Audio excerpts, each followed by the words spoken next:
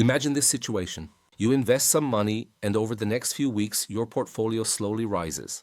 5% up, 10% up. You notice it, you might even smile. But emotionally, life goes on. Now imagine the opposite. Your portfolio drops by 10% in a short period of time. Suddenly, that number feels heavy. You check prices more often. You feel tension in your body. You replay past decisions in your head. You start wondering whether you made a mistake and whether you should act now before things get worse. Objectively, the gain and the loss are identical in size. Emotionally, they are completely different experiences. That difference is not accidental. It lies at the heart of one of the most important concepts in behavioral finance. It's called loss aversion. Loss aversion describes a simple but powerful tendency. We experience losses much more intensely than gains of the same size. For most people, losing money hurts roughly twice as much as winning the same amount feels good. This isn't a personal flaw. It isn't a lack of intelligence. It isn't something education alone can fix. It's a deeply human response shaped by evolution. For most of human history, losses were dangerous. Losing food, losing shelter, losing protection from the group, these weren't abstract concepts. They were immediate threats. So the human brain evolved to treat losses as urgent signals. Anything resembling a loss triggered fear, stress, and a strong impulse to act. That instinct kept our ancestors alive. But modern financial systems don't resemble the environment our brains evolved in. Markets move constantly. Prices fluctuate daily. Temporary losses are normal, even necessary for long-term growth. And this mismatch between ancient instincts and modern systems creates predictable mistakes. One of the clearest examples appears during market downturns. When markets fall, many investors feel an intense urge to do something. They tell themselves they're being cautious. They tell themselves they're protecting what remains. But often they are reacting not to new information, but to emotional discomfort. The pain of seeing losses on a screen feels unbearable. So they sell. What makes this tragic is that it often happens at exactly the wrong time. Prices fall. Fear rises. People sell. Then prices stabilize. And eventually they recover. But those who sold rarely re-enter calmly.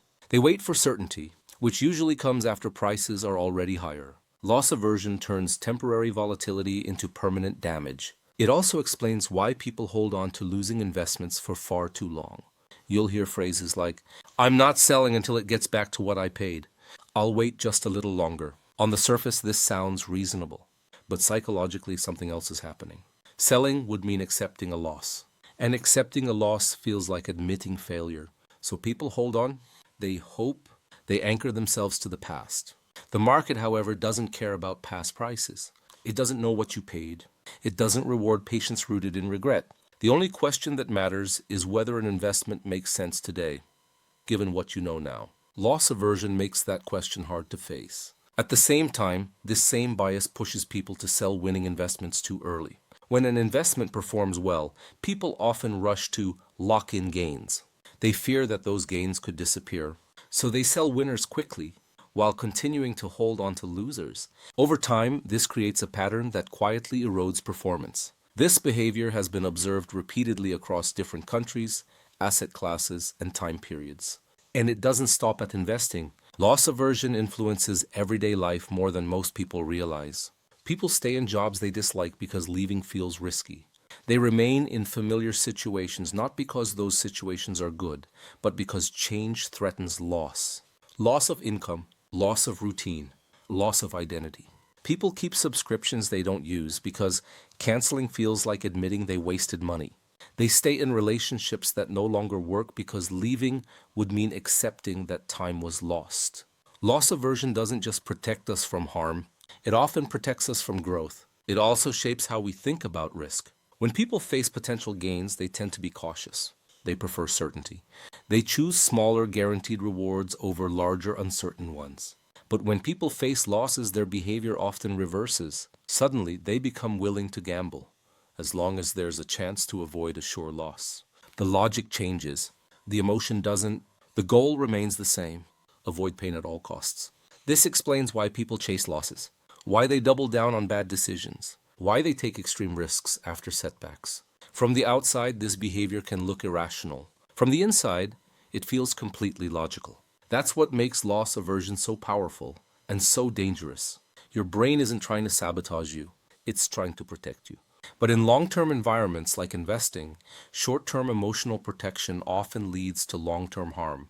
Markets are probabilistic. Outcomes unfold over time. Volatility is not a signal of failure, it's a feature. But your brain doesn't experience volatility that way. It experiences it as danger. So what can you do? The first step is awareness. When you feel a strong urge to act, especially under stress, pause. Ask yourself, am I reacting to new information or to discomfort? That pause creates space, and space reduces mistakes. The second step is building systems that reduce emotional decision making. Automation, long-term plans, rules decided in advance. These systems work not because they are sophisticated, but because they remove the moment of panic. They make decisions before emotions take control. Another important step is reframing losses. Discomfort is not the same as danger. A temporary loss does not automatically mean something is broken. Often, it simply means you are still in the process. This insight applies far beyond money. Learning involves frustration. Careers involve setbacks. Meaningful relationships involve vulnerability. Loss aversion can make these experiences feel unbearable, even when they are normal and necessary. Understanding loss aversion doesn't eliminate it. You won't stop feeling losses, but it gives you distance, the ability to notice when emotions are speaking louder than facts. The ability to say, this feels bad, but that doesn't mean it is bad. Over time, that awareness compounds, not into perfection, but into better decisions. And in a world where most financial mistakes are driven not by ignorance, but by emotion, that difference matters. Because in the end, loss aversion isn't just about money. It's about how we relate to fear, how we handle uncertainty, and whether we allow short-term pain to quietly dictate long-term outcomes. Understanding that won't make losses painless, but it can stop them from silently controlling your decisions and your life